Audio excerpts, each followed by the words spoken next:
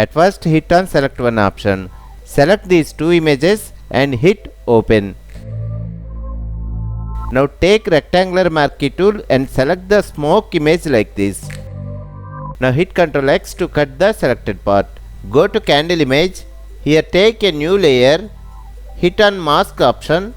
Also hit Ctrl I to invert the mask layer. Hold Alt button and hit on mask layer.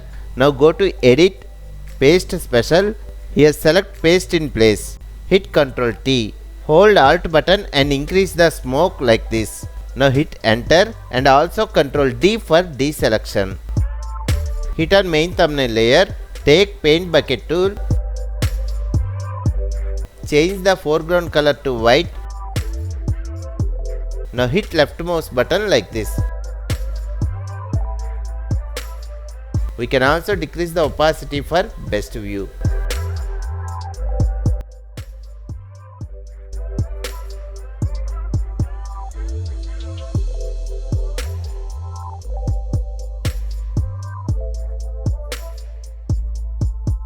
Now the time to see the final result.